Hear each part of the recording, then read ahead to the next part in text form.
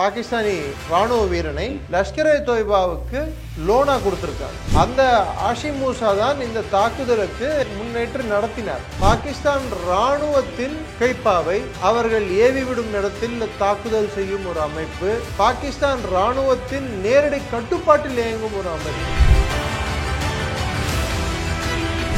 அந்த கண்ணோட்டத்தில் பார்த்தால் பாகிஸ்தான் ராணுவத்தையும் லஷ்கர்-இ-தொய்பாவையும் பிரித்து வைத்து பார்க்க முடியாது.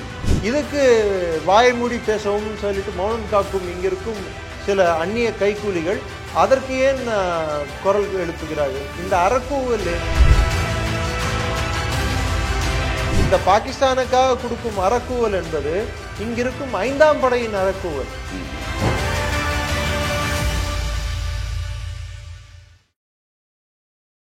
வணக்கம். இது செய்தி மலரின் நேர்காணல் நிகழ்ச்சி. இன்றைய நிகழ்ச்சியில் கலந்து கொண்டு தன்னுடைய கருத்துக்களை தெரிவிப்பதற்காக இந்திய பாதுகாப்பு துறையின் நிபுணரான திரு நிரஞ்சன் அவர்களை சந்திக்க வருகிறோம். வணக்கம் சார்.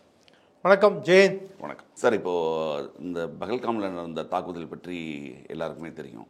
அதில் எல்லாருக்குமே நாங்கள் எல்லாம் படிச்சிருக்கோம், பார்த்துட்டு இருக்கோம். ஆனால் அதில் உள்ளார்ந்த சில விஷயங்கள் யாருக்கும் வெளியில் தெரிய மாட்டேங்குது. இரண்டு நாடுகளுக்கிடையே ஒரு போர் சூழல் நிலவுது அப்படின்ற மாதிரி நம்ம தகவல்லாம் கேள்விப்படுறோம். ஏன்னா இந்திய பாதுகாப்பு துறையோட நடவடிக்கைகளும் அதற்கு எதிர்வினையாற்றக்கூடிய பாகிஸ்தானுடைய பாதுகாப்பு துறை நடவடிக்கைகளும் அது மாதிரி தோற்றங்கள் வரதாக செய்திகள் வருது. பொதுவாக இது போன்ற இராணுவ நடவடிக்கைகள் எப்படி மேற்கொள்ளப்படுகிறது? அதாவது ஒரு பிரச்சனைக்கு ஒரு தொடக்கம் என்று இருக்க வேண்டும். பிரச்சனை தொடங்கி வைத்தது பாகிஸ்தான். அதாவது இந்த பஹல்காம் அட்டாக் என்பது இது குறிவைத்து தாக்கப்பட்டது ஒரு சமூகத்தை. இதை வெறும் அங்கே போன சுற்றுலா பயணிகளை தாக்கிய ஒரு அட்டாக் என்று நம்ம ஒரு சாதாரண ஒரு அட்டாக் அப்படின்னு நம்ம சொல்ல முடியாது. குறிவைத்து பெரும்பாலுமான இருக்கும் சமூகமான இந்து சமூகத்தை குறிவைத்து தாக்கியுள்ளார்கள். இது இந்தியாவில் மிகப்பெரிய அதிர்வலையை ஏற்படுத்தியுள்ளது. இதில் இங்கிருக்கும் இந்து முஸ்லிம் மக்களிடையே கூட ஒரு பிரிவினை உணர்வையும் ஒரு மத நல்லிணக்கத்தை சீரழிக்கும் விதமாகவும் இது இந்த தாக்குதலானது வழிவகுத்திருக்கும். ஆனால் அந்த அளவுக்கு செல்லவில்லை என்றாலும் இந்த பர்டிகுலர் தாக்குதலில் பாகிஸ்தான் இராணுவத்தின் கை இருக்கிறது என்று திட்டவட்டமாக எல்லா தரப்பிலிருந்து அதாவது அட்டாக்கு பிற்பாடு நமக்கு வந்த தகவல்கள், நாம் சேகரித்த துப்பு தொலக்குவது என்பாங்க பார்த்தீங்களா, அதுலேருந்து வந்த மற்ற விஷயங்கள் எல்லாமே ஒரு டைரக்ஷனை தான் காட்டுது. அது பாகிஸ்தானோட உளவமைப்பும் பாகிஸ்தான் இராணுவமும், குறிப்பிட்டு சொல்ல வேண்டும் என்றால் பாகிஸ்தான் இராணுவ தளபதியான ஆசிம் முனீர் அவரின் ஆசைக்கிணங்க, இன்னும் சொல்ல போனால் அவரின் வெறியாட்டத்துக்கு தான் இந்த மொத்த அட்டாக் என்பது நடந்துள்ளது. இன்னும் இப்போ ரீசெண்டாக வந்திருக்கிற இன்ஃபர்மேஷன், ஆஷிம் மூசா அப்படின்னு சொல்லக்கூடிய பாகிஸ்தான் கமாண்டோ யூனிட்டை சேர்ந்த ஒரு பாகிஸ்தானி இராணுவ வீரனை லஷ்கர்-இ-தொய்பாவுக்கு லோனா கொடுத்துருக்காங்க. அந்த ஆஷிம் மூசா தான் இந்த தாக்குதலுக்கு முன்னேற்று நடத்தினார். இல்லை, இப்போ அங்கே இந்த லஷ்கர்-இ-தொய்பாவுக்கு எல்லாமே ஆதரவு பாகிஸ்தானோட இராணுவத்தோட நேரடி ஆதரவு இருக்கு இல்லையா அவங்களுக்கு எல்லாருக்கும். அதாவது நீங்கள் அடிப்படையாக புரிஞ்சிக்க வேண்டியது, பாகிஸ்தானில் பல்வேறு தீவிரவாத அமைப்புகள் இயங்கி கொண்டு இருக்கிறது. அதுவே ஒரு தீவிரவாத நாடு. அடிப்படையாக பார்த்தீங்கன்னா ஜெய்ஷே முகமதுன்னு ஒரு அமைப்பு இருக்குது, ஹர்கத்துல் ஜிஹாத் இஸ்லாமி என்ற அமைப்பு இருக்குது, திரும்பி ஹர்கத்துல் அன்சர் இருக்குது, லஷ்கர்-இ-தொய்பா இருக்குது.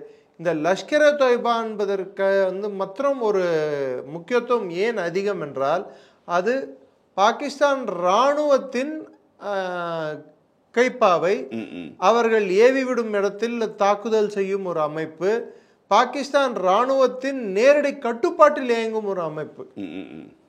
பாகிஸ்தான் ராணுவம் பண்ணாதுன்னா அவங்க எதுவும் பண்ண மாட்டாங்க, பண்ணுன்னா பண்ணுவாங்க. அதனால முக்கியமான தாக்குதல்கள், அதாவது பாகிஸ்தான் ராணுவம் குறிப்பிட்ட ISI செய்யும் முக்கியமான தாக்குதலுக்கு பின்புலமாக இருந்து செயல்படுவது லஷ்கர்-இ-தொய்பா.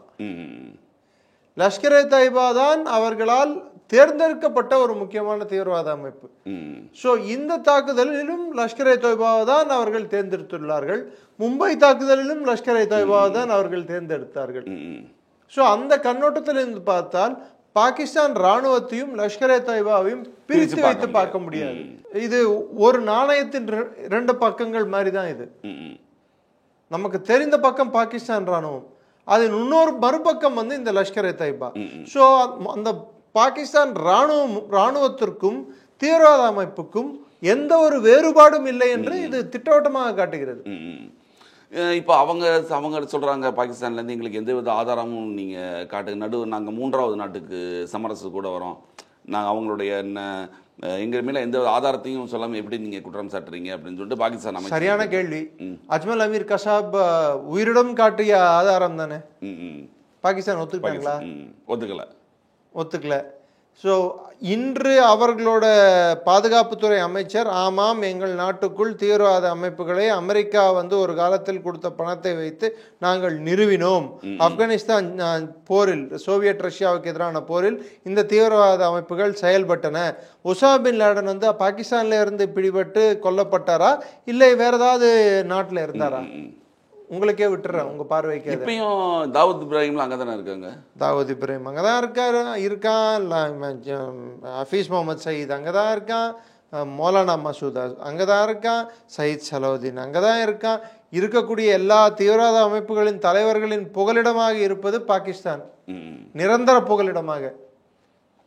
அதனால தான் சொல்கிறேன், அந்த நாடே வந்து FATF financial action task force என்ற ஒரு அமைப்பின் கீழ், அது உலகளாவிய அமைப்பு, அது கீழே கிரே லிஸ்ட்ல வச்சிருந்தாங்க. அதனால தான் பாகிஸ்தானுக்கு வர வேண்டிய லோன்கள், அதாவது அவங்க பொருளாதாரத்தை மறுசீரமைப்பு பண்ணுவதற்கு ஒவ்வொரு வாட்டியும் லோனுக்கு போயிட்டு இருந்தாங்க. இந்தியாவும் பாகிஸ்தானும் ஒரே வாட்டி தான் சுதந்திரம் அடைந்தன, ஒரு நாள் முன்னாடி. ஆனா அவங்க இது வரைக்கும் 23 வாட்டி IMF-க்கு போயிட்டாங்க. இப்போ 24வது வாட்டி போறாங்க. ஆனா அதுக்கும் இப்போ தடை வந்திருக்கு. ஸோ பாகிஸ்தானுக்கு யாரும் பணம் கொடுப்பதற்கும் ரெடியாக இல்லை. பணம் கொடுத்துட்டு இருந்த ஒரே நாடு சைனா. சைனாவுக்கும் அச்சுறுத்தல் இருக்கிறது. பலூச்சிஸ்தான்ல அவங்க எந்த வேலையும் பண்ண முடியறது இல்லை. ஸோ இது என்ன காட்டுதுன்னா, பாகிஸ்தான் அந்த ஒரு நாடு, அங்க அரசாங்கம் இருக்கிறதா, இல்லை அரசாங்கம் செயல்பட்டாலும் அதன் கீழ் வரும் இராணுவம் அந்த அரசாங்கத்துக்கு கட்டளைக்கு இணங்க நடக்கிறதா, அங்கே ஒரு பாராளுமன்றம் ஒன்று இருக்கிறது, அந்த பாராளுமன்றத்திற்கு மற்ற எந்திரங்கள், அரசு எந்திரங்கள் மீது எவ்விதமான கட்டுப்பாடு உண்டு, அங்கே பிரதமருக்கும் இராணுவ தளபதிக்கும் உள்ள வேறுபாடு என்ன, ஒரு வெளிநாட்டு மிலிட்டரி தான் அங்க ஆட்சி செய்யற மாதிரி இல்லையா? ஆமா, ஒண்ணு இட் இஸ் இப்ப இருக்கிறது ஹைபிரிட் ஆட்சி. மிலிட்டரி நேரடியாக கண்ட்ரோல் பண்ணாம பின்னிருந்து கண்ட்ரோல் பண்ணிட்டு இருக்கு. இதுக்கு முன்னாடி மிலிட்டரி நேரடியாக சர்வாதிகாரிகளாகவே இருந்திருக்கிறார்கள். அயூப் கான், யாயா கான், ஜியா உல் ஹக், பர்வேஸ் முஷரஃப் போன்றவர்கள் நேரடியாக கட்டுப்பாட்டில் வைத்திருந்தார்கள். பல்வேறு காலகட்டங்களில் இராணுவமானது பேருக்கு பிரதமராக சில பேர் செயல்பட்டாலும் இவர்கள் ஆட்சியை கையில் வைத்திருந்தார்கள். அதுக்கு பல உதாரணங்கள் நான் கூற முடியும். உதாரணத்துக்கு கியானி, ஜெனரல் பாஜ்வா, இப்ப ஆசிம் முனீர், ஒரு காலத்தில் வஹீத் கக்கர்னு சொல்லக்கூடிய ஒரு ஜெனரல், நவாஸ் ஷெரீப் கவர்மெண்ட்டை கலைச்சிட்டு பெனசீர் பூட்டோவை எடுத்துட்டு வந்தது. அதுக்கு முன்னாடி மிர்சா அஸ்லம் பேக் பெனசீர் பூட்டோவை கலைச்சிட்டு நவாஸ் ஷெரீஃபை எடுத்துட்டு வந்தது. ஸோ அங்க ஆட்சி மாற்றங்கள் ஏற்படுத்துவதும் பாகிஸ்தான் ராணுவம் தான். இன்னும் சொல்ல போனால் பாகிஸ்தான் சுப்ரீம் கோர்ட் வந்து ஒரு வர்டிக்ட், அதாவது ஒரு தீர்ப்பு கொடுத்தது. பாகிஸ்தான் ஜனநாயகத்திற்கு அச்சுறுத்தல் இருந்தால், பாகிஸ்தானின் ஒருமைப்பாட்டிற்கும் இறையாண்மைக்கும் அச்சுறுத்தல் வரும்போது அப்பொழுது ராணுவம் ஆட்சியை தன் கையில் எடுத்துக்கொள்ளலாம் ஜனநாயகத்தை காப்பாற்றுவதற்கு. கோர்ட்டே சொல்லியிருக்கு. It's called doctrine of necessity. இது மாதிரி ஒரு கேலிக்கூத்தான ஒரு நாடை உலகத்தில் எங்கும் நீங்க பார்க்க முடியாது. இப்போ இந்த இஷ்யூக்கு அப்புறம் இந்தியன் கவர்மெண்ட் எடுத்துக்கிற டிசிஷனில் வந்து இந்த வாகாவோட எல்லையை மூடுறது அப்படின்னு இருக்கு இல்லையா? அந்த வாகா எல்லையை இது வரைக்கும் திறந்திருந்தது. இப்போ வாகா எல்லை மூடுவதனால எந்த அளவுக்கு பாதிப்பு இருக்கும் உங்களுக்கு? ஒன்றும் இல்லை. இப்போ நம்மளுக்கு தக்காளி 30 ரூபா விற்குதோ 40 ரூபா விற்குதோ, பெரும்பாலுமான காய்கறி வண்டிகள் வந்து வாகா அட்டாரி பார்டர் மூலம்தான் பாகிஸ்தானுக்கு சென்று கொண்டிருந்தது. இப்போ பாகிஸ்தானோட நாணயத்தின் விலை 772 ரூபா ஒரு டாலருக்கு நினைக்கிறேன், 72லேருந்து 80க்குள்ள இருக்கும். ஸோ 200 அப்படின்னு எடுத்துக்கிட்டா கூட 1 கிலோ தக்காளியின் விலை 500 ரூபா பாகிஸ்தானுக்கு போவோம், 600 ரூபா போவோம். ஸோ அங்கே அடிப்படையாக ஒரு பாகிஸ்தானி ஒரு நபர், தனிநபர் வந்து அவரோட ஒரு நாள் செலவு, வெறும் அத்தியாவசிய செலவு மாத்திரமே பல மடங்கு உயரும். அதுதான், அதாவது ஒரு நாட்டை நாம் பழிவாங்க வேண்டும், அவர்கள் செய்த குற்றத்துக்கு, அவர்கள் செய்த மனித உரிமை மீறலுக்கு நாம் தக்க பதிலடி கொடுக்க வேண்டும் என்றால் ஜஸ்ட் வந்து அவர்களை இராணுவ ரீதியாக அவர்களை தாக்க முடியாது, அவர்களுக்கு பாடம் புகட்ட முடியாது. பொருளாதார ரீதியில் அவர்கள் இன்னும் ஒரு 10-15 ஆண்டுகளுக்கு அவர்கள் எழுந்து நிற்காத வரை, அதாவது அவங்க தன்னிச்சையாக அவங்க எழுந்து திரும்பி நம்ம தாக்காத முறையில் நாம் அவர்களுக்கு பதிலடி கொடுக்க வேண்டும். அதுதான் இந்த மாதிரி degrade the enemies economic potential என்னுவாங்க, அவர்களின் பொருளாதாரத்தை குலைக்க வேண்டும். ஏன்னா இங்கே சில பேர் சில கருத்துக்கள் நம்ம சொல்ல ஆரம்பிச்சிருக்காங்க. நீங்கள் இராணுவ நடவடிக்கைன்னா நேரடியாக அந்த அவங்களுடைய இராணுவத்தை தாக்கலாமே தவிர இங்கே இருக்கிற பாகிஸ்தானியர்களை, சிறு குழந்தைகளை எல்லாரையும் திருப்பி அனுப்புறது, அங்கே ஒரு சிந்து நதி நீரை நிப்பாட்டினா 30 கோடி வாழ்வாதாரம் போயிடும், இப்படிலாம் கருத்துக்கள் இங்கே கொஞ்சம் கொஞ்சமாக சொல்ல. அப்படி சொல்கிறவங்க பேசாமல் ஒன்-வே டிக்கெட் நீங்களும் நானும் கூட ஸ்பான்சர் பண்ணுறேன், போயிடுங்க பாகிஸ்தானுக்கு, நீங்களும் போய் அங்கே நிம்மதியாக. மனிதாபமானற்ற செயல் இப்படிலாம் இந்த மாதிரி கருத்துக்கள்லாம் கொஞ்சம் கொஞ்சமாக பரப்பப்படுது இங்கே. எது மனிதாபிமானமற்ற செயல்? 14-10 வயது சிறுவனின் முன்னாடி அவன் தந்தையை சுற்றுலா சென்ற இடத்தில் சுட்டு கொன்றது, அது மனிதாபம் இருக்கிற செயலா? அப்பாவிகள் 26 பேரை சுட்டு கொன்றது மனிதாபம் இருக்கும் செயலா? அவர்களின் ஆடையை நகற்ற சொல்லி அவர்கள் ஆணுறுப்பை பார்த்து அவர்கள் இந்துக்களா முஸ்லிம்களா என்று அதை தெரிந்து கொண்டு பின்பு அவர்கள் மீது கண்மூடித்தனமாக தாக்குதல் நடத்தியது, இது மனிதாபிமிக்க செயலா? இதுக்கு வாய் மூடி பேசவும் சொல்லிட்டு மௌனம் காக்கும் இங்கிருக்கும் சில அந்நிய கைக்கூலிகள் அதற்கு ஏன் குரல் எழுப்புகிறார்கள்? இந்த அறக்கூவல் ஏன்? இந்த பாகிஸ்தானுக்காக கொடுக்கும் அறக்கூவல் என்பது இங்கிருக்கும் 5ஆம் படையின் அறக்கூவல். இப்போ நீங்கள் சொன்னபடி நேரடியாக அட்டாக்ன்றது ஒன்று, நீங்கள் சொன்ன இந்த பொருளாதார ரீதியாக அவர்களை வந்து பலமெடுக்க செய்வது அப்படிங்கிறது ஒன்று.